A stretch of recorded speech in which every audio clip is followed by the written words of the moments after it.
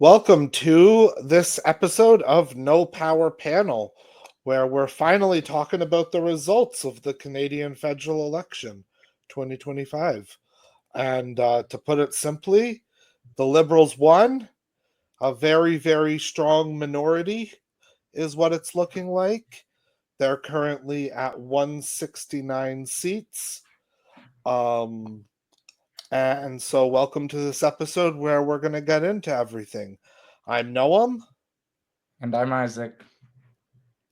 Thanks for joining us. All right, Isaac. Well, the election day was yesterday. We finally know what's going to be happening for at least the next while. We would say probably. The Liberals are in with an increased minority over where they finished in 2021. The Conservatives also increased their vote count. They currently have 144 leading or elected. The Liberals are at 169. The New Democrats are at 7. The Bloc Québécois are at 22. And the Green Party of Canada is at 1. So just kind of top line first thoughts, Isaac. Where are you at? I think the Conservative Party is disappointed because they get their hopes up. They blew it. So no matter what we can say about in terms of, it's not as big of a win for the Liberals as people were predicting. It tightened in the last week or so. The Conservatives overperformed. As many things as we can say about that, it's not the election they would have And all wanted. of that is true. But it's not the election the Conservatives would have wanted. It's not the election the Conservatives would have wanted yesterday. It's not the election they would have wanted a week ago, 2 weeks ago, a month ago, 2 months ago, and for the past couple of years when they thought they had this. So, the Liberals did win a fourth term in a row, which is extremely impressive, and no one could have possibly expected it. And there was not this was well within the realm of possibility of possible outcomes. It's a chaos outcome. It's probably not as much chaos as if the Liberals plus the NDP didn't get over 172, which was looking like it could happen at a certain point last night. So they're handily over 172. They can have a speaker and not matter. So they can pass a throne speech. Those things are figured out, I think, right now it's looking like, and especially given Jagmeet's speech last night, they're looking like, this is a time for unity. We need to be united. And I don't think, they want an election anytime soon either. So I think there might be a little more stability than in maybe another case where you see this type of result. But I think, I think if you're Mark Carney, you got to be happy. His first election he's ever running, and he gets 44% of the vote. So that's and my 169 seats, yeah. which is nothing to sneeze at.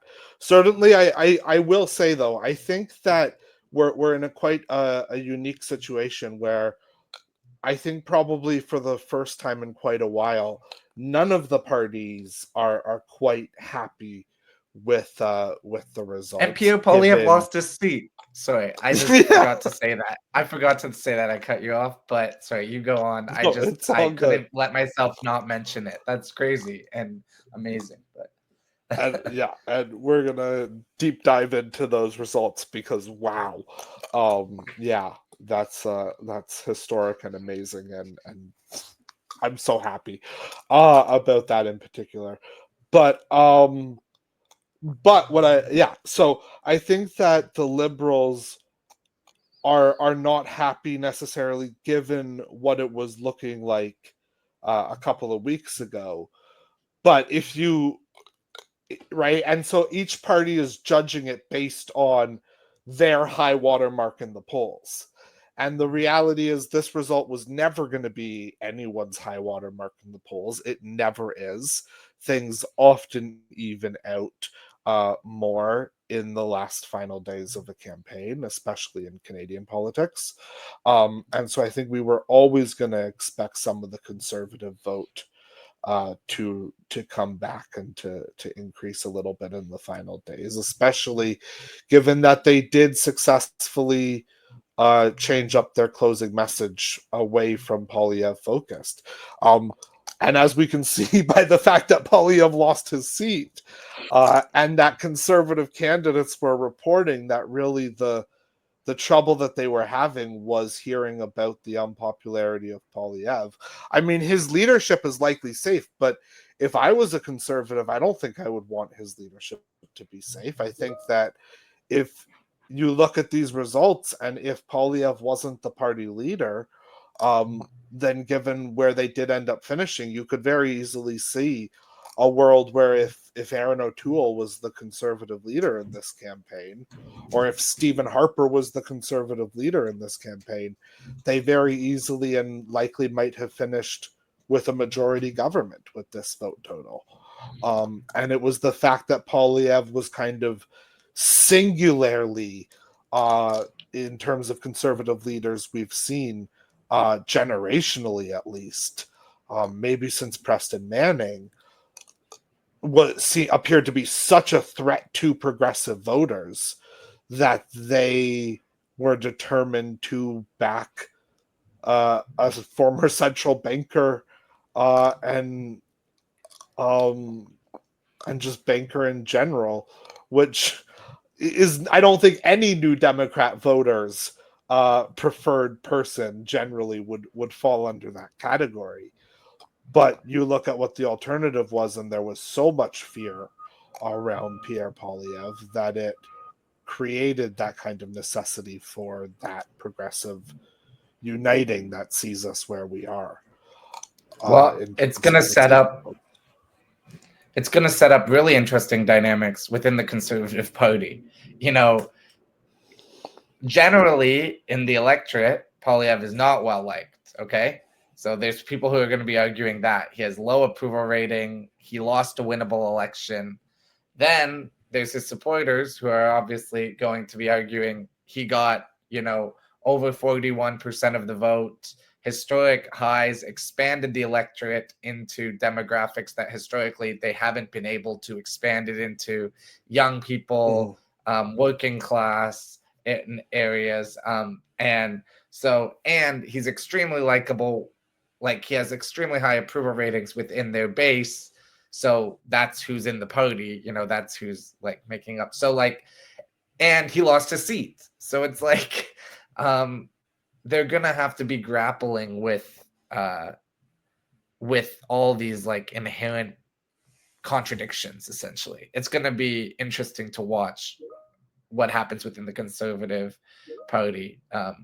We've already seen it, I guess, start with the attacks on Doug Ford. So the Conservative Party is going to be in a kind of a pickle in terms of deciding where to go next for their leadership, because of all these contradictions, like unprecedented results and contradictions that don't really have an easy like answer. So the Conservative Party expanded their electorate. They made huge inroads into young people and into working class communities. And with young people, they won like the student vote even. So it's like in 2015, They were saying the Conservatives are a dying party, the Liberals are winning young people by. I think we can't make any sweeping conclusions like predictive based on one election, especially in Canadian politics. We look at something like that happening and it's like, we can't make that assumption and say going forward the Liberals are screwed because they don't have young people. We said that 10 years ago about the Conservatives. So, but they expanded their electorate. They got 42% of the vote, but he lost a very winnable election and he lost his own seat. So, it's full of contradictions. There's no way around like parsing out, he has really low approval ratings, yet no one has ever energized the Canadian electorate more, so base. Well, So, and on like, both sides is the yeah, reality. yeah, Like you have a situation where the Conservatives have genuinely polarized this country. I mean, there's been a lot of talk in the last 24 hours about whether we have become a two-party society, essentially, at the federal level, the way that a number of provinces are at this point. And I think that that's a fair discussion to have, but I think that the reality is that that is as a result of Pierre Poilievre's leadership of the Conservative Party. And he has galvanized people on both sides. And the question Conservatives need to ask themselves is that what we want?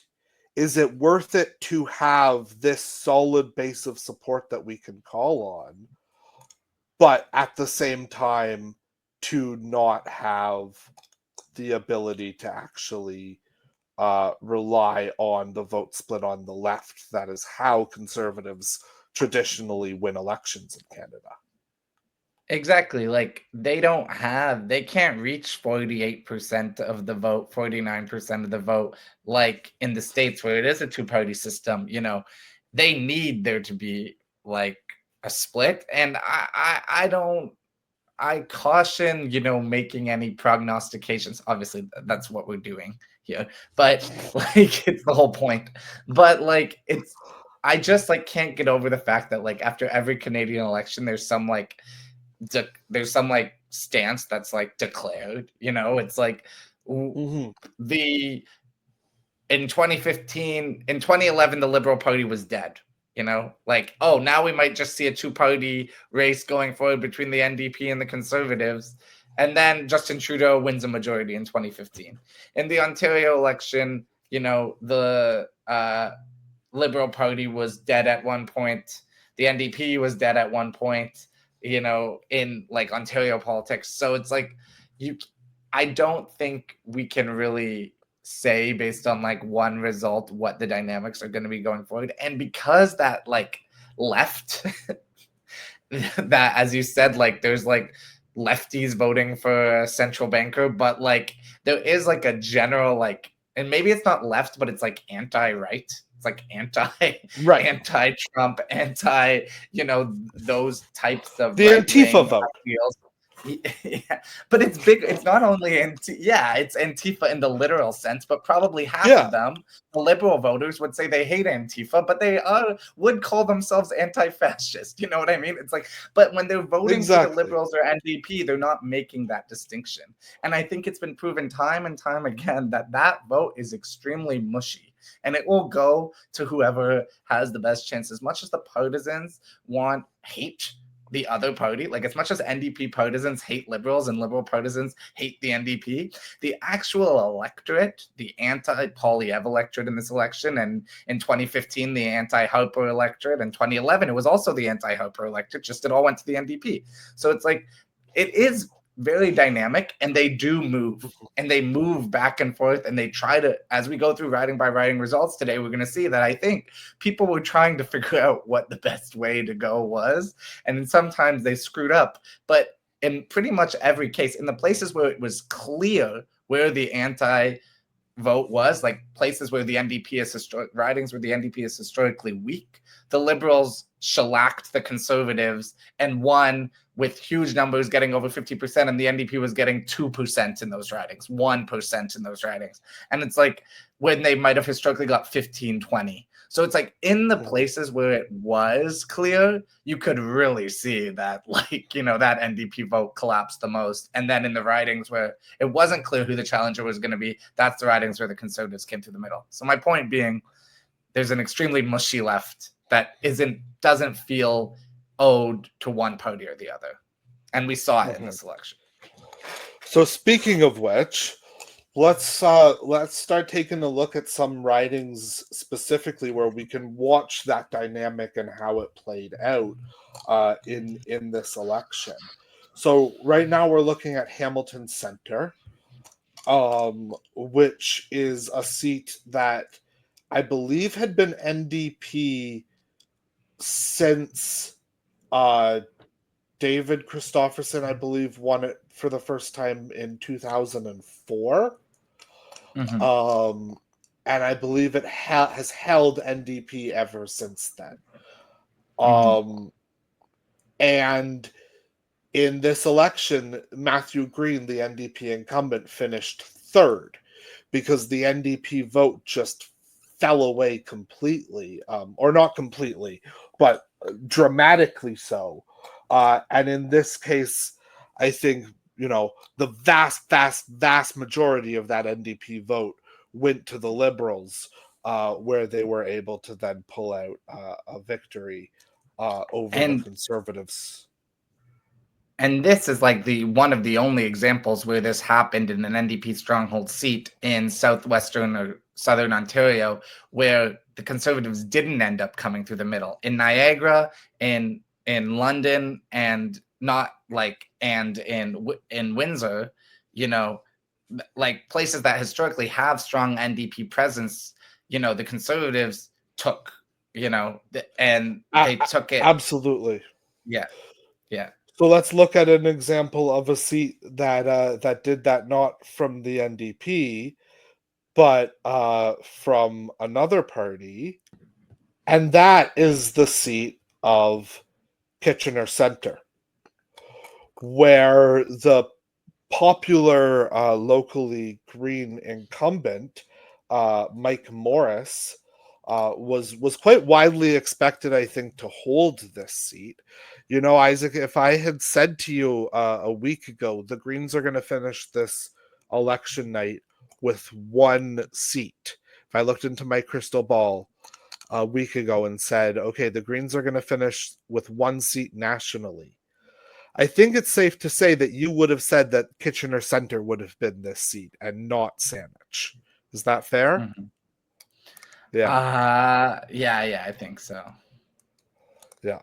So this is an example of a seat that was Liberal prior to Mike Morris winning this seat in 2021.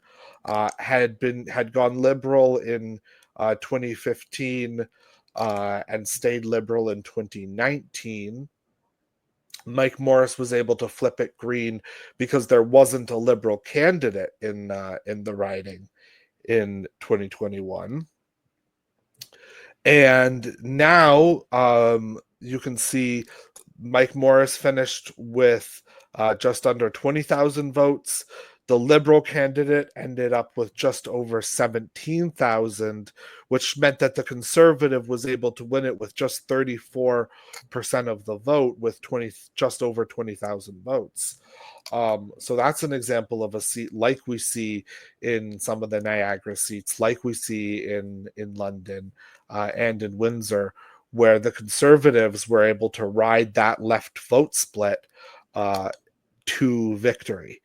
And they've got to be feeling pretty good about this. This actually tends to be a bellwether riding where it quite often goes to the winner of the election. It went Conservative in 2008 and 2011 for the Harper victories. So and it's gone Conservative again now. Yeah, I feel like it's we can't even call it a bellwether in this election though, because it went Conservative with 34% of the vote. And I think this is an extreme case of, what we were talking about. People not thinking, just a lot of people probably just thinking, I have to vote Liberal to stop the Conservatives. Like, that's just like what was in their mind. It's a race between Liberal and Conservatives, not really understanding riding level dynamics. Most people don't pay attention. I think you can talk about people going to Smart Vote or 338. I honestly think those probably don't play that big of a role. I think it's probably a small portion of the percentage. Like, there's 60,000 votes in this riding. I think probably 95% or more of that Liberal vote isn't because someone went to one of those websites. I think it's just because they saw the national dynamics and they saw that it's going to be close between Liberals and and conservatives and just felt, okay, well, I want to vote Liberal to stop the conservatives. I think that's Exactly. more likely the mindset versus, oh, I went to smartvote.ca and I saw, no, I think most people aren't doing that, if I'm being honest. So I think the partisans who get mad at those websites, I think it's kind of for nothing. You're in this world that no one else is in, and I think you're kind of getting yourself worked up over something that doesn't have that big of an impact, honestly. I agree. I think that it's, but I would say that where those can have some level of impact is where we see ridings that finished very, very closely, a couple hundred votes to a couple dozen votes in some of those seats. I think that those aggregators potentially have an impact on those ridings. Yeah. Insofar as there are that many people within those ridings who are checking those aggregators. Right. Do I think that if those aggregators didn't exist, the result would be any different? Exactly. Probably not. It's hard to say for sure one way or the other, but I think that my instinct is that we would see roughly the same results, because when somebody's sitting in a voting booth deciding how to vote, I think that there are a lot more factors that go into it than just what their trusted data scientists happen to be telling them. And if, like 338, let's give 338 for Kitchener Center for an example. Like they were saying for Kitchener Center, 1 second. They were saying 75% chance of Green, 25% chance of Liberal, 1% chance of Conservative. So in this case, you can't even say like it was people going and voting Liberal because Kitchener Center was telling them it was the best chance of beating the Conservatives, because it doesn't say that. So, and all the other ones, like Smart Vote uses 338's numbers. So like I don't think we can use that as an example in this particular instance. There's probably other instances where absolutely.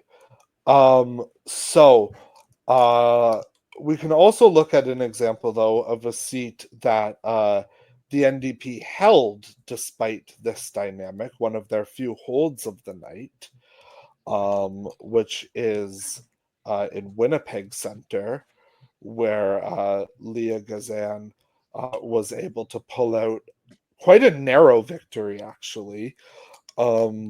Winnipeg Centre is another one of those seats that has been NDP in every election since 1997, with one exception.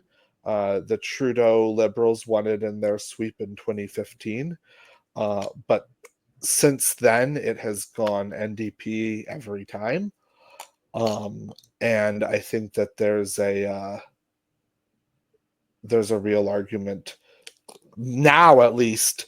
I think that we can pretty safely say which are the safest NDP seats in the country now, because we have a list of 7 of them. And quite frankly, there are seats that if you told me, once again, if we're looking into our crystal ball a week ago, that the NDP would win 7 seats in this election, you would not have picked these 7. I would not have picked these 7. These are 7 seats that, some of them would have been on my list. Vancouver East would have been on my list. Vancouver Kingsway was definitely on your list, but it was much closer than I think you thought it was going to be. Yeah. But I would have had Hamilton Center on my list. Yeah. I would have had I would have probably had London Fanshawe and Windsor West on my list, right? I probably would have had Winnipeg Center, Edmonton Strathcona, Rosemont La Petite Patrie, Vancouver East, and then 2 of the Ontario seats.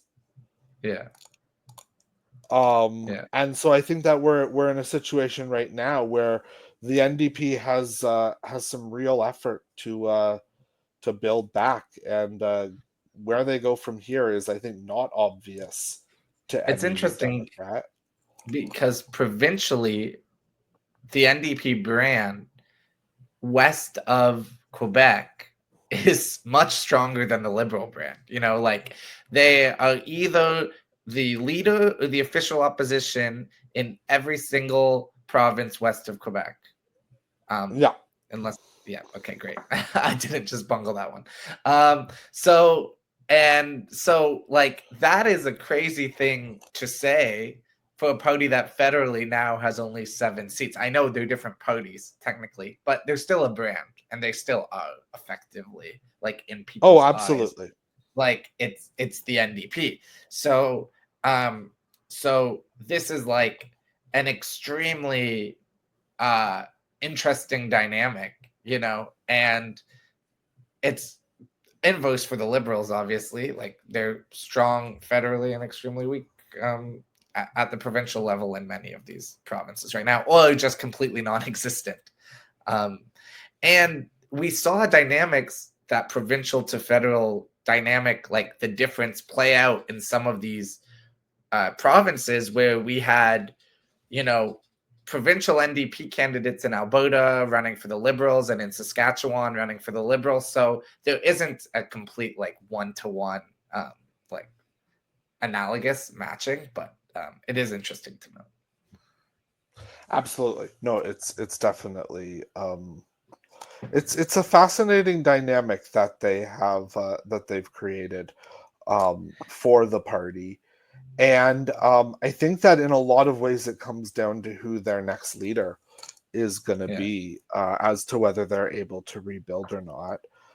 Before we talk about that, do we want to write the obituary of Jagmeet Singh for his political career? The obituary of Jagmeet Singh. Oh, Jagmeet Singh's the obituary of his political career. Do you want to start? Yeah, I mean, sure. So, I think that at the end of the day, Jagmeet Singh will go down as quite a consequential leader of the New Democrats in a number of fashions, both positive and negative.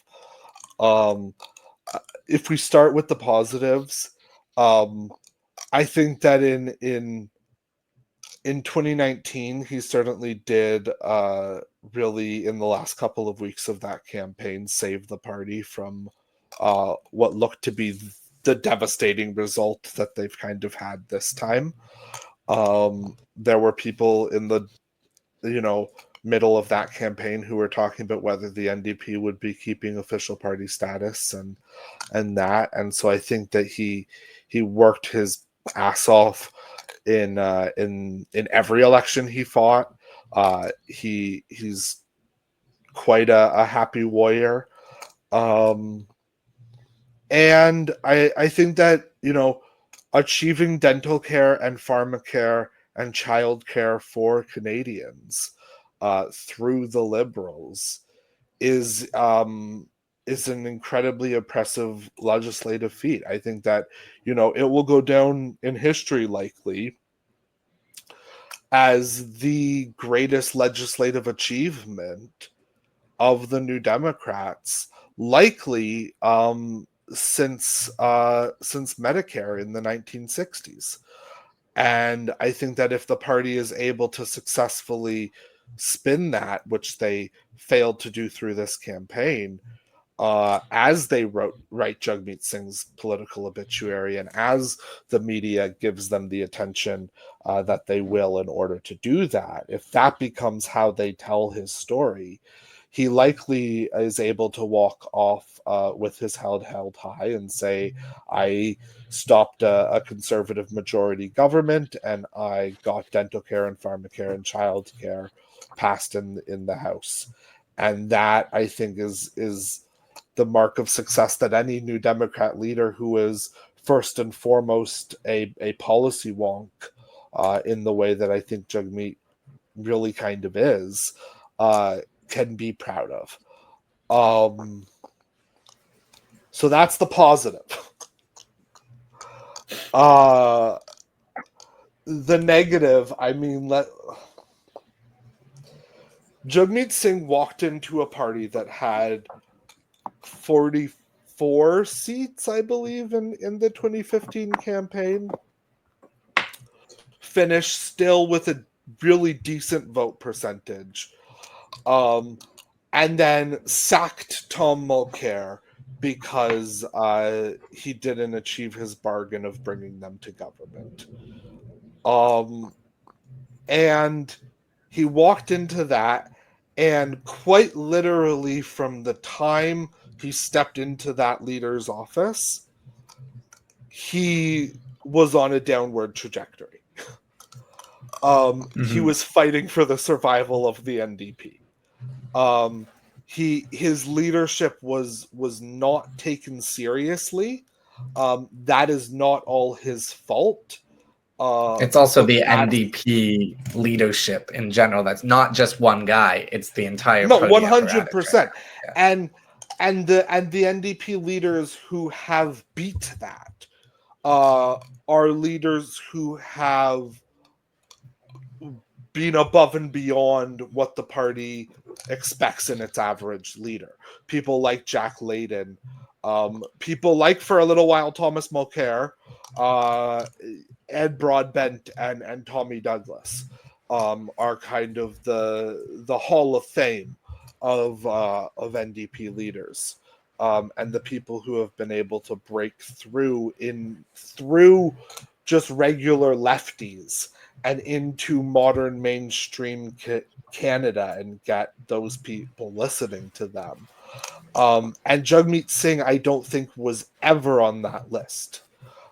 He never had, even when the Liberals, I mean, the reality is when the Liberals were collapsing over 2023 and 2024, a stronger NDP leader would have looked at that, seen the opportunity, gone for an election, won 60 to 100 seats, become the official opposition, and fundamentally transformed the trajectory of this country's politics.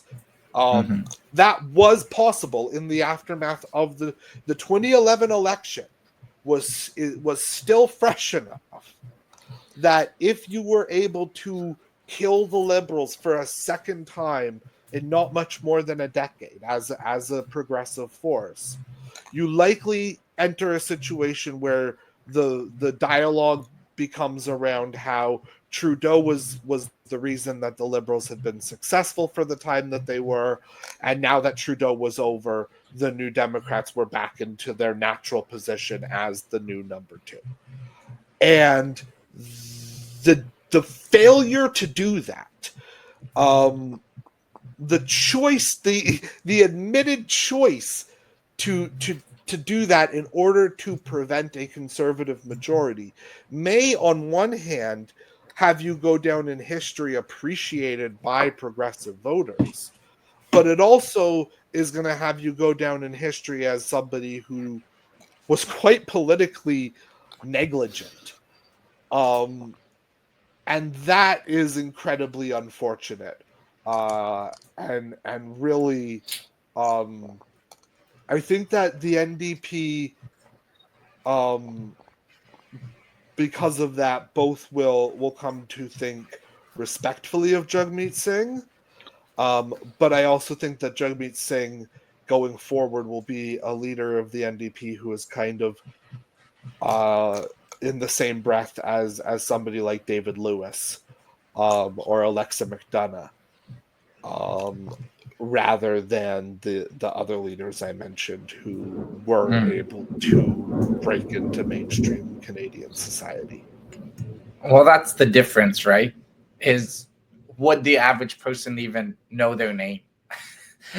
So who's not like an NDP partisan, like the name recognition on, David Lewis right now is probably pretty low. And let's be honest, like his son couldn't even win the seat of Vancouver Center, Grandson. Grandson, yeah. So yeah, that should have, in another election, that seat in Vancouver Center for Avi Lewis should have been an NDP blowout race. Yeah, I With think the it's just a matter. combination of the Lewis name, which in progressive circles does still carry some weight, and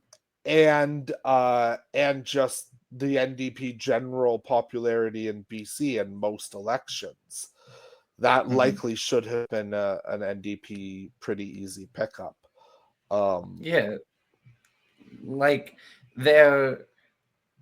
they have, like, it's about breaking through, and he didn't break through to, like, he had lower approval ratings and favorability ratings than Poilievre, but he also had a lot of don't know still in his third election. There's still a lot of people who, like, don't even, like, care, and that's a big issue. And I think, yeah, it's he was effective at getting policy planks that the NDP have had in their platforms for decades. They are now law, so, like, that's huge. That's as much as you could possibly ask for.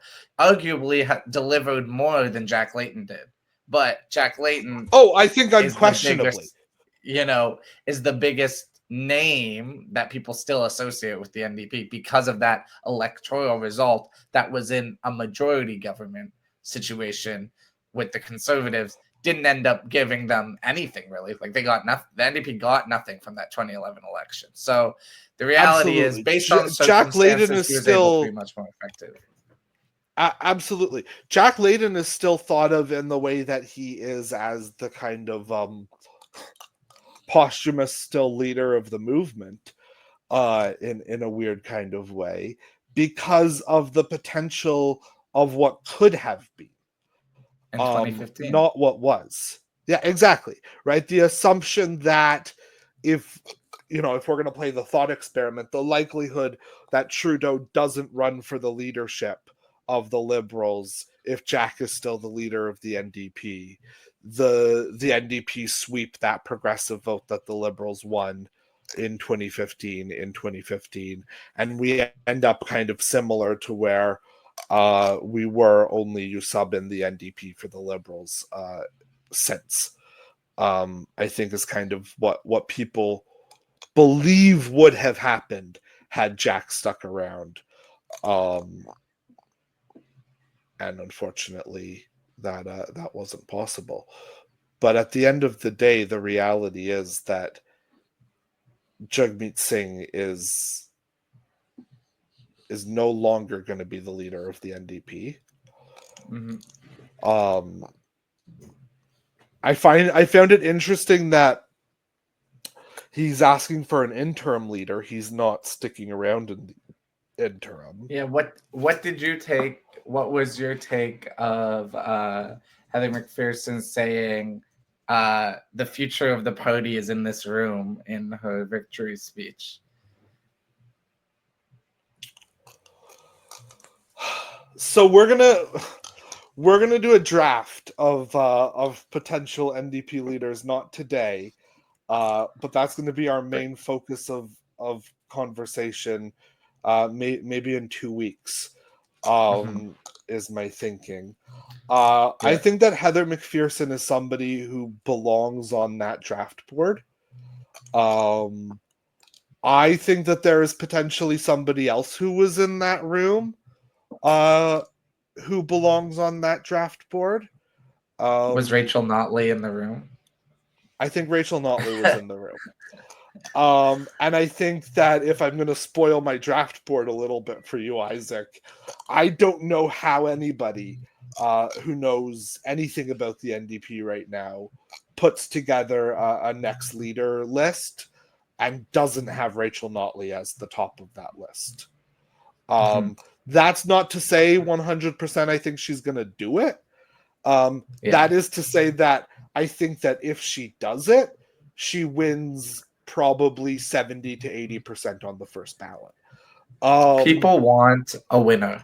They want someone who's won, and they want someone who's won in places where they haven't historically won. And they also want somebody with governing experience. If you look at the other thing that made Jack Layton a different kind of voice as an NDP leader.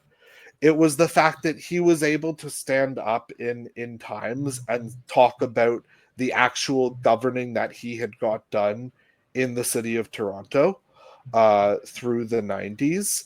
That wasn't a huge deal in terms of like affecting people from coast to coast in terms of their daily lives.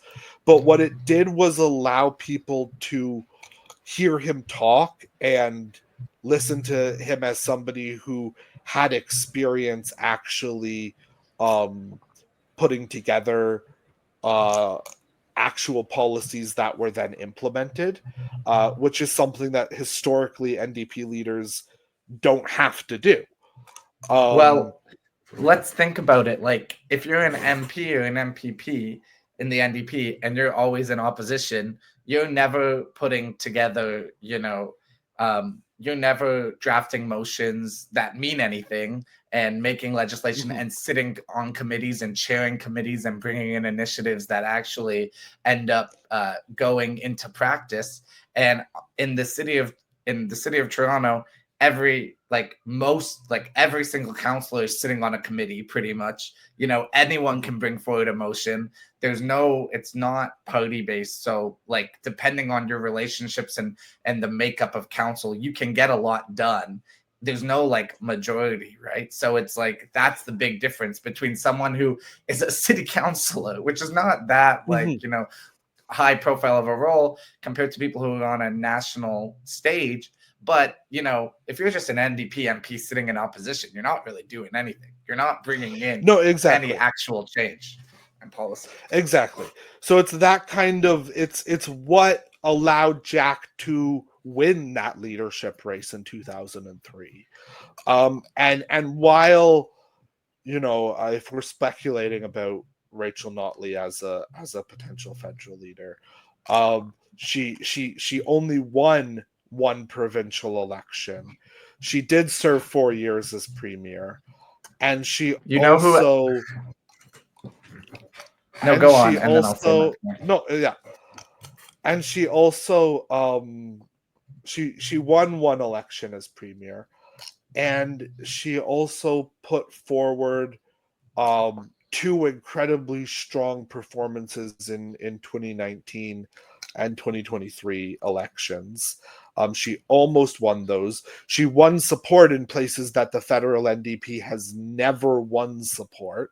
You can see places in Alberta going NDP with the kind of party that she would lead, with the kind of popularity within Alberta that she has. Some of those progressive votes in Calgary and Edmonton likely split NDP in the same way that in the 90s, when Alexa McDonough became the leader from having been leader of the Nova Scotia party, the NDP went on to win the most seats in Nova Scotia in that following election in 97 from having none previously. So you can see a situation where that kind of popularity within your home province helps the NDP win back Edmonton, maybe pick up another seat or two in Edmonton, maybe pick one up in Calgary. Yeah. And so then you're in a situation where you're starting from at least likely having official party status as a baseline.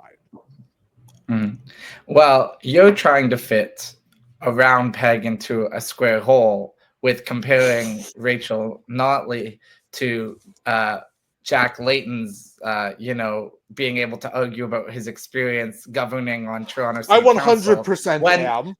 When there actually is a Layton who just governed for 12 years on Toronto City Council. So I was about to say that I think that if Mike Layton is not number 2 on your draft board, then you're probably a fool. Exactly. Canada politics is built on dynasties. I always joke, it's like there's laneways and parks all over Toronto. named after people, and they all have the same last names as like current city councilors, and it's like, but it's not the city councilor. It's like you you just get it based on name recognition. It's like that, like nostalgia bait, like movies. It's like how Disney's doing like the live action remakes of all the animation, and everyone needs known IP. Like that really translates to Canadian politics. Like people really like known IP, and Mike Layton's beard, he's got that distinctive facial hair now. It can be enough based on the name and distinctive facial hair. No, he doesn't have to go mustache. He can just keep it as beard, differentiate himself. Bald and beard, but still versus have that bald and facial mustache. hair element. Yeah, exactly. Have the essence, essentially. As facial hair wearers ourselves, I think we that should be. But we can prerequisite. This is a tease, I guess, a long tease of our draft. But I just want to put that out draft, because we'll definitely. I think I think it's fair to say that both of those names are on our draft boards. Are on both of our draft boards. And so yes, but I think that Heather McPherson also a very solid candidate. I can say that I do know that the likelihood at this point is that the person being talked about as interim leader with the greatest chance of getting that role is Alexandre Boulris, who is their one seat in Quebec. He held his riding of Rosemont-la-Petite-Patrie. Where if you just go walk around Rosemont, you can get an understanding of why. It's just like a lefty haven over there.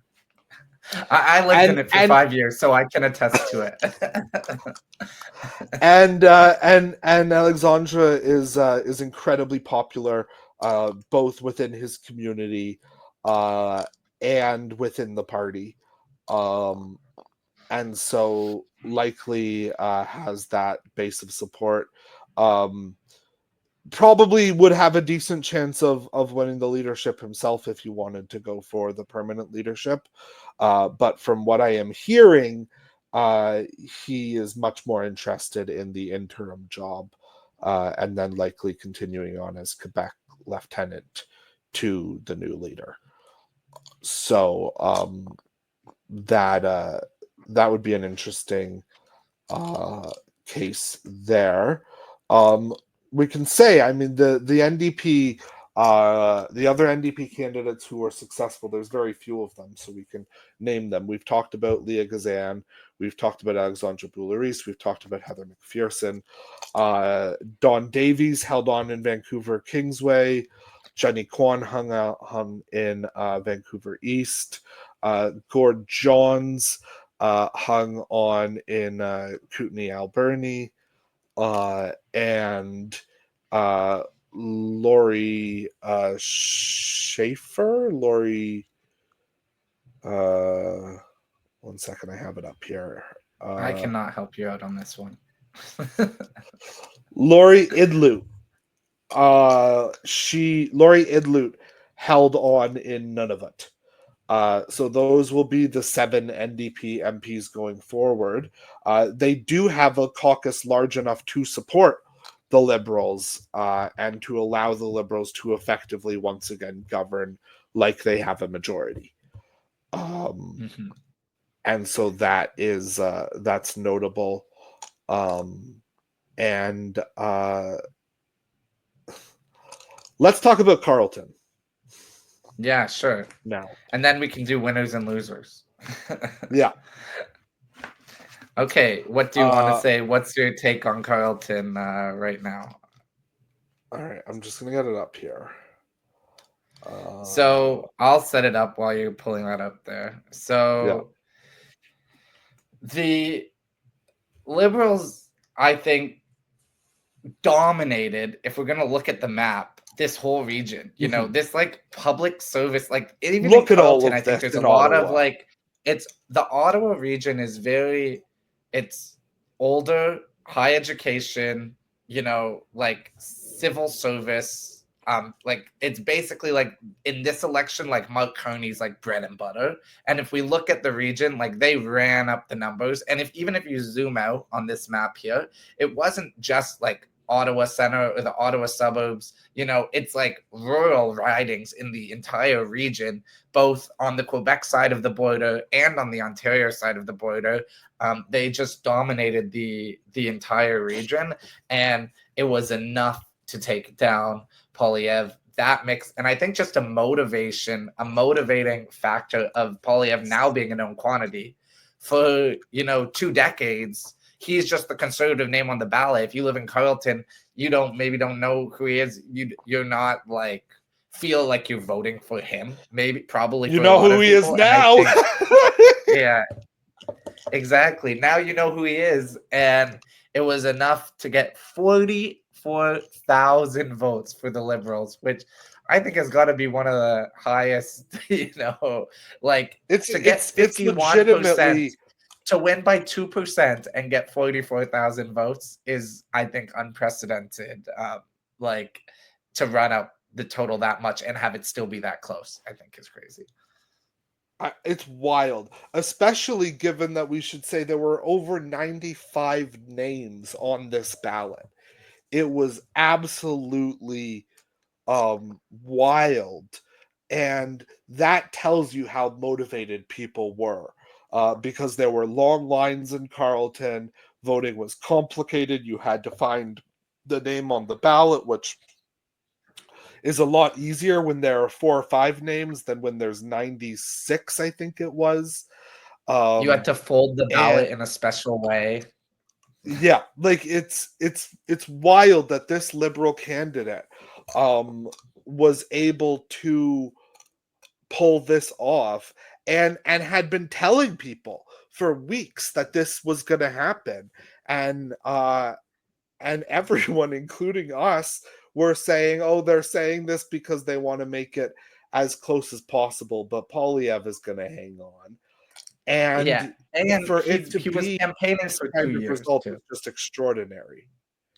He was campaigning for 2 years. I saw him come up on my Twitter feed a couple years ago, well before, like he was trying to make a splash, well before the Liberals, he was gonna get crushed. Like when he did start campaigning, like it's not like the Liberals came and found like a star candidate to take down Poilievre. He was like just a candidate nominated basically as a wash because they thought they didn't have a chance like in this riding, and he was going hard for a while. So you have to give Bruce Fanjoy some credit for really taking it to not having it be a candidate who just like is like, well, it's not worth it anyway. They could have, and that brought that motivation, brought those resources, made people think there was a chance, and actually motivated. I think if people think they're not going to have a chance, you're not going to get people motivated out to vote. So absolutely, I 100% agree. I'm also going to pull up this result right here just to make it clear that we never have to hear the phrase unelected prime minister again in relation to Mark Carney. Mark Carney was elected with almost 64% of the vote in Nepean. Massive victory there, one that was certainly expected. We've talked about the trends in the Ottawa area, but just I wanted to pull up those results because they make me happy to look at them side by side. Yeah, and that 43,000 votes or whatever Carney got is all you need to become prime minister. Well, you don't even need that. You can be prime minister without having a seat. But I take your point. There's a lot of also people online that I think are like paid actors or something, or like bots that is just like, so I try not to respond or not to buy in too much in that like online discourse, but I think that's a safe thing to do because is there anything we want to say on the Liberals overall? We've touched on the NDP, we've talked about the Conservatives. I think I want to do that in my winners. So if we want to do Okay. winners and losers, I can talk Okay. about my thoughts. That's fair. I want to say one thing about the Greens.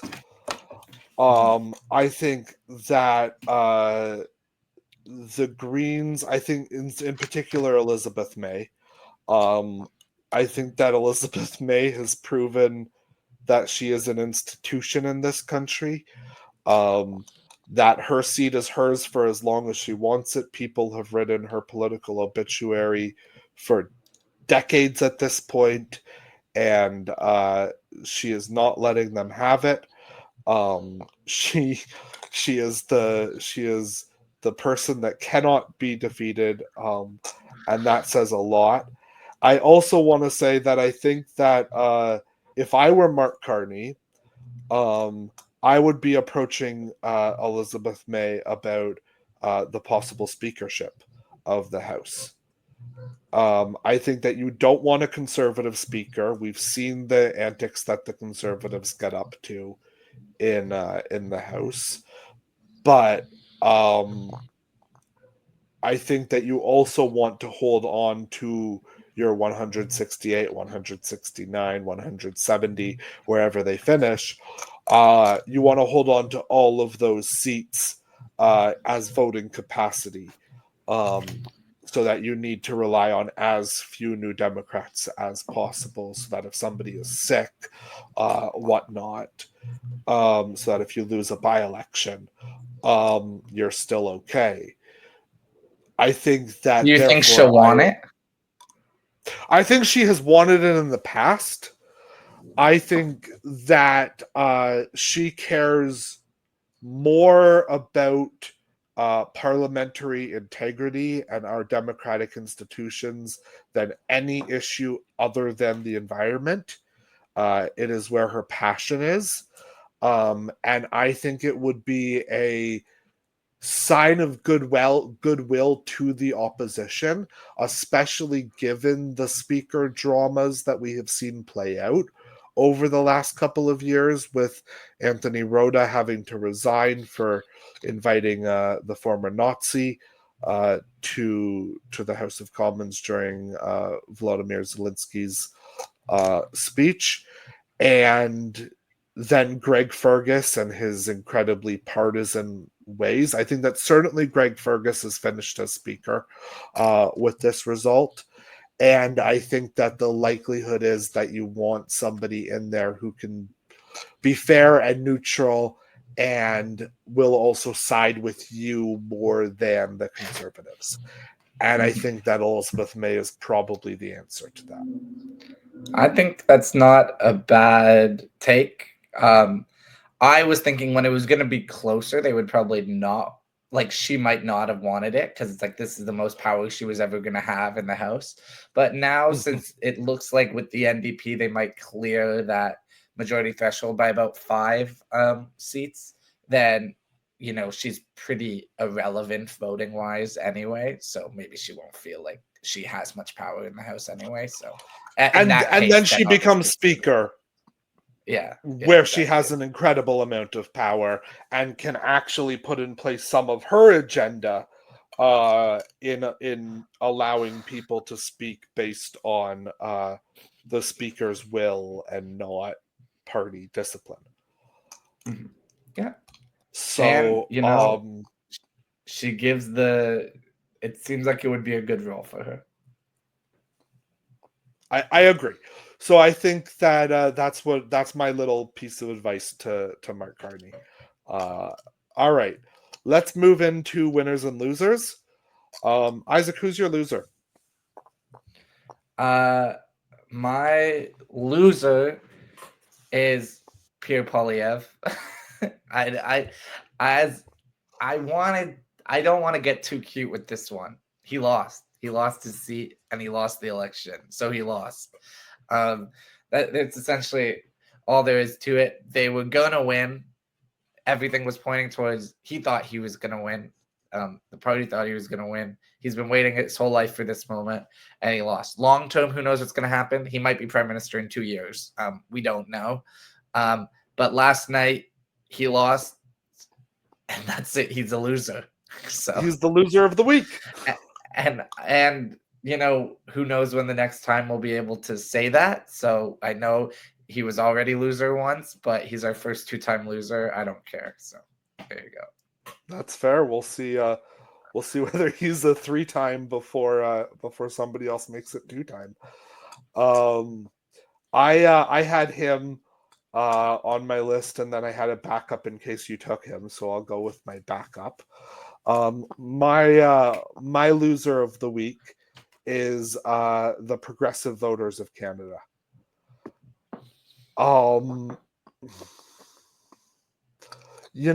It's one of those things when you're a progressive voter and you're putting a tick next to somebody's name to elect former Central Baker as your prime minister.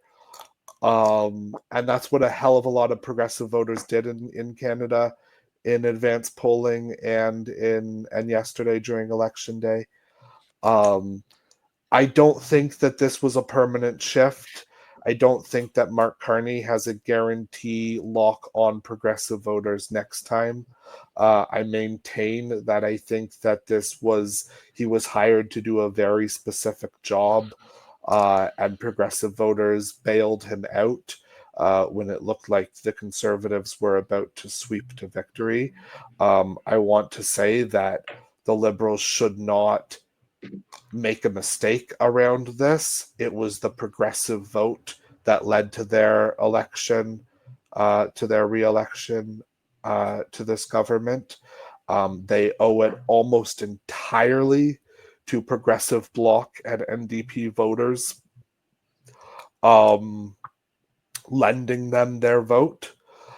And it's really up to them whether they keep them next time or not, depending on what they do. But for now, given the campaign promises, given what happened, I think that we're in for a dark period for progressives, a period of rebuilding for our voices. Both the NDP and the Green Party need to do some serious questioning about the path forward. And Progressive chose to side with a centrist party. We're going to have a centrist government. So I think you're right. I think the Conservatives are a loser, but I think that progressive voters also lost something this week. So they're my loser for the week. The only saving grace that the Liberals aren't going to take all the wrong lessons. I think if they got a majority government, they would have taken all the wrong lessons and they would completely have adopted the Conservative Party platform and said, this is what we have to do to be competitive. No one wants Justin Trudeau's left-wing agenda, even though it wasn't left-wing. And I think the combination of seeing just how much the NDP support collapsed to help them, and that they now hold the balance of power, which will force their hand to make concessions to them. I think that's the only saving grace, is that they might be able to take some lesson. I don't think they would do it on their own accord, the Liberal Party, but I think they might have to, which could be a good saving grace. And then the winner of the week for me, I figured I was going to keep it simple this week. So my winner is Mark Carney. 4 months ago, he was almost going to be finance minister, but he was not. He was working. How is that 4 months ago? I'm sorry. He had never run an election in his life. So many things could have gone wrong and they didn't.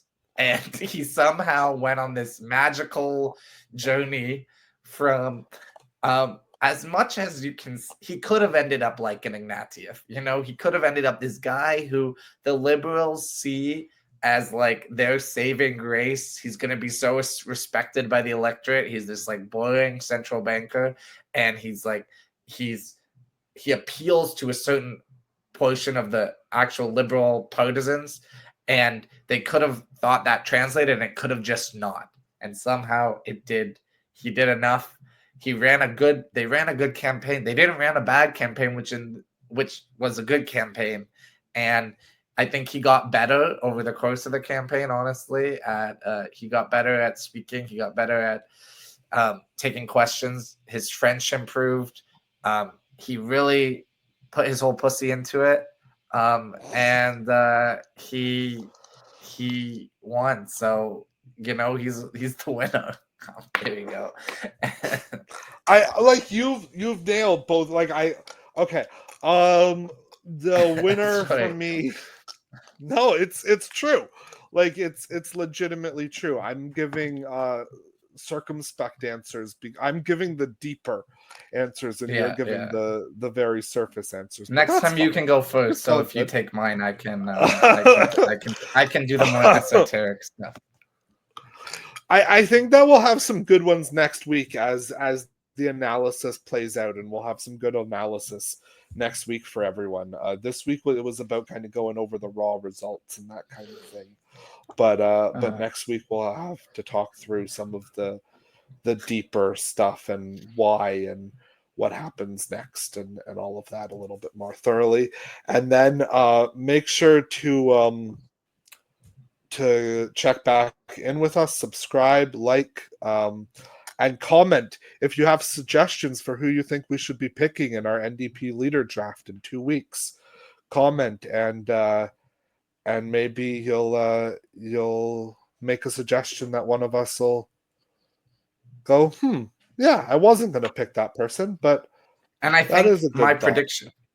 I think my predictions were closer, weren't they, for this week? I think they were. Totaled up all the so my winner of the week is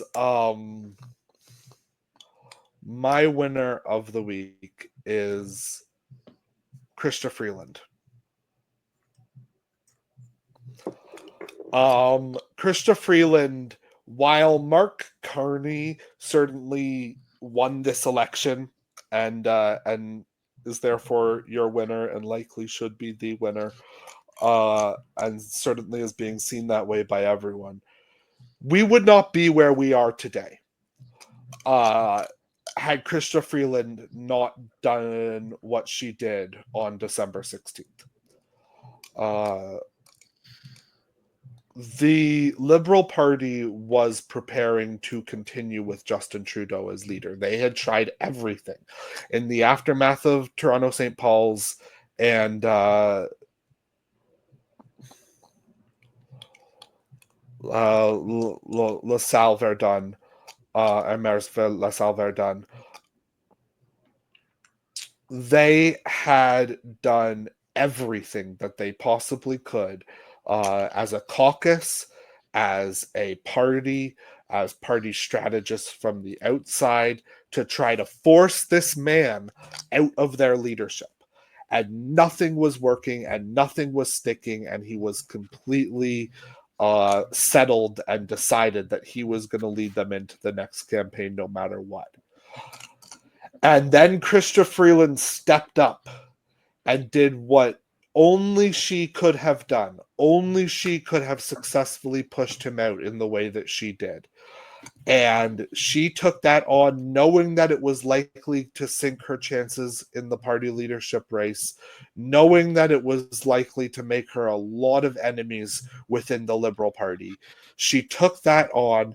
She completely sunk Justin Trudeau's political future single-handedly. And she is the reason why we are where we are today. And so I think that she deserves a little bit of kudos in the aftermath of this election. Not only that, but she won re-election herself in University Rosedale. Not that that was in any doubt. She's had a lock on that riding for quite some time. My riding. But are you in her riding? Okay. Yeah. Well, your MP is my winner of the week. So that's I see her riding her bike sometimes. Okay, well, give her a thumbs up from me for managing to save us from a conservative government, because I give her the credit for that. As we finish recording here, the results have now come in from every riding. Every riding is declared elected rather than leading. The final results are the same as we went over at the beginning. One more time, we have the Liberals winning in 169, the Liberals 144, the Bloc Québécois 22, the NDP 7, and the Green Party 1. And I think we'll close off by just remarking on the fact that 2 to 3 months ago, this result was absolutely unthinkable. And so it shows you how quickly things can move in politics. And we're in for, I think, a couple of fun years covering this minority parliament. Yeah, and I think it will be hopefully I'm trying to stay positive that I think it will have more positive outcomes than a smug liberal majority where they feel like I'll agree there. Absolutely. I think that I much prefer a result where the NDP has the balance of power in a minority situation than a liberal majority where they feel like they can govern however they want to, and not need to listen to anyone else. So with that, thanks everyone for joining us on this tired day after an election. And we'll be back with you next week where we can go over some more of the fallout. Once again, please like and share if you're enjoying following along with us. And don't worry, we're not going anywhere post this election. We'll be still keeping you informed about what's going on in Canadian, and maybe we'll start covering some more American stuff too, which will be fun. All right. Thanks, everyone. You. Bye.